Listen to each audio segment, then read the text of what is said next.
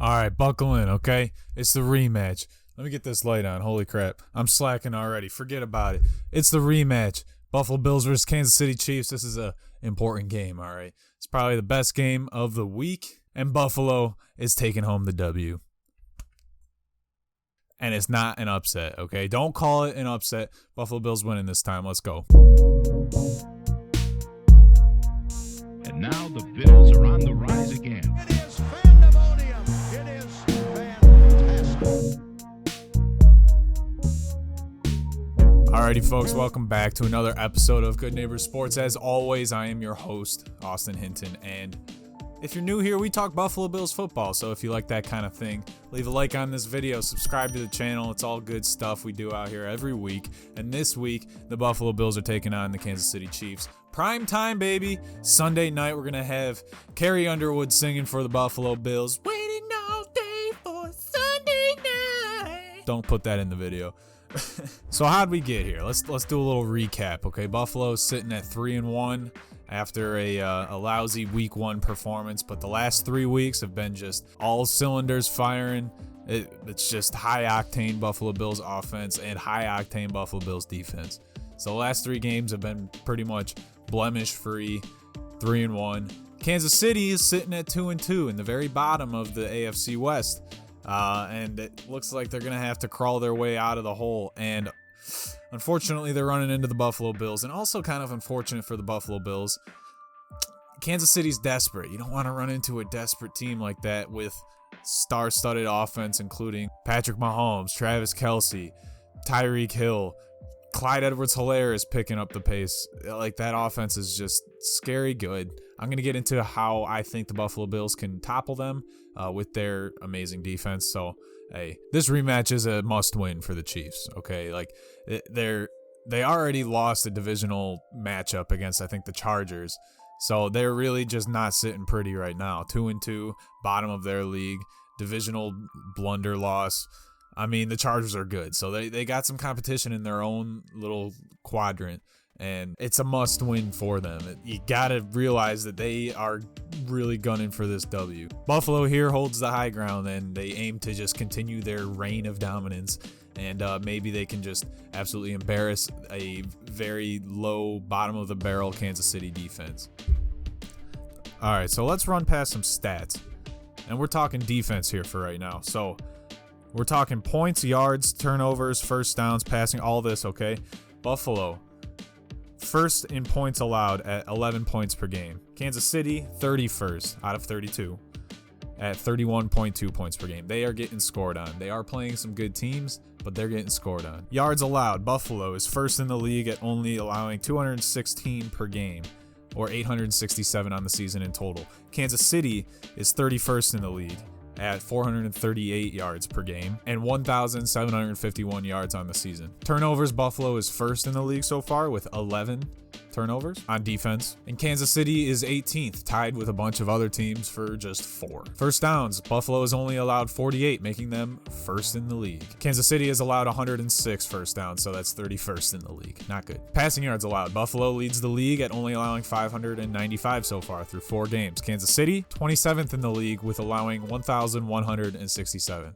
These are some big numbers. Rushing yards allowed, Buffalo is 4th in the league, only having allowed 272 rushing yards. The run defense is pretty solid this season. Kansas City is 30th in the league, having allowed 584 rushing yards. And for sacks, Buffalo is tied for 6th in the league with 12 on the season so far. And Kansas City is tied for 23rd with it's a 7-way tie for only 7 sacks on the season so far. So put all those stats together, Buffalo Bills defense is a huge mismatch for the Kansas City's defense. So, I mean, and we'll get into the offenses later. Both of them are top of the league. Kansas City is going to have a fun battle against our defense. It's going to be 2 juggernauts. It's going to be, you know, the immovable object versus the unstoppable force. It's going to be a good matchup. But Buffalo's offense versus Kansas City's struggling defense is a huge mismatch, and hopefully Buffalo's offense Josh Allen and the boys can just capitalize on that and score every possession. So yeah, offensively, these two teams are pretty similar, but I'll give the edge to Kansas City just due to the quality of opponents that they've faced so far. And I really don't know what I'm more excited to watch, the Bills' number 1 ranked defense versus the Chiefs' number 2 ranked offense, or the Bills' number 3 offense versus the Chiefs' number 31 defense. It's just whatever side of the ball we're watching on Sunday is just going to be must-watch TV. And here's some things Buffalo's got to do in order to beat the Chiefs. First, Milano's got to be healthy. I'm hoping he's good. I haven't really checked any of the reports or any of the news surrounding him, but he's got to be healthy because he has to take care of Travis Kelce. Travis Kelce is just like a wide receiver too, essentially, on that team. He blocks great. He's fast. He gets open, and he's huge. He's just best tight end the game has probably ever seen. So we got to stop that guy. That's important. And there's another guy we got to stop. His name is Tyreek Hill. So that leads me to my next point. Our defensive line has to be efficient at pressuring Patrick Mahomes with just 4 guys. We can't be blitzing him too much because we just need as much manpower on a lot of these weapons as we can get. We need these linebackers to be able to cover Travis Kelce, for instance, like I just mentioned. So 4 rushing to get some pressure on Patrick Mahomes. That's the number 1 thing. And, with that, we need Mahomes to hit the dirt a couple times. Next is we got to throw out any sort of conservative football playing that we generally have. Like, Coach Sean McDermott is very conservative with his game plans and how he approaches each week. And we kind of have to throw that out the window. And we have to be going for points. Anytime it's like 4th and a few, we got to go for it. It's just not going to work out. We have to score as many possible points as we can. And if it means maybe giving them bad field position in their own side of the field, that's fine. I mean, I need to see us go for 7 all the time. And if not, just hit the 3, I guess. But 4th and 3, 4th and 4, even 4th and 5, I'd say we go for it. We can't be playing conservatively against the Kansas City's offense because you know that they're going to be putting up points. And this goes without saying, eliminate Tyreek Hill, double cover him. Of course, Trey White's going to be on him, but we can't be giving him any cushion because he's fast, and he can run really fast, and because he's fast, we have to cover him. Another one is adjust. If Kansas City throws out something, Andy Reid is a mastermind at football. If he throws something our way that McDermott and the team just wasn't expecting, we gotta adjust. That's why we didn't win against the Steelers, is we just kept trying what wasn't working. So if something's not working early on and the Chiefs are punching us in the mouth, we gotta adjust. We gotta come up with something on the fly, and hopefully one game plan isn't the only concrete thing we have going for us. On the flip side, if Buffalo comes out early and starts punching Kansas City in the mouth and the defense is rocking, we got to keep that momentum. We cannot slip at all. So that momentum is going to be huge. As long as we keep pedal to the metal, then, the Buffalo Bills momentum, their high octane offense, they'll just keep the pedal to the metal, gas going. That's just how it's got to be. If we get any sort of momentum going, we have to keep it rolling. But hopefully, Milano, Poyer, and some other starters are well rested after that absolute demolishing of the Houston Texans. So maybe we'll have some of our playmakers back making. We got to have Milano back. Poyer's going to be great. Hopefully he's back there because we're going to need him. And if all goes well, as it should, Buffalo should be the team to beat in the AFC 100%. Recently, in the previous few years, Kansas City has had our number, and it's time to flip that around. Buffalo is taking this win.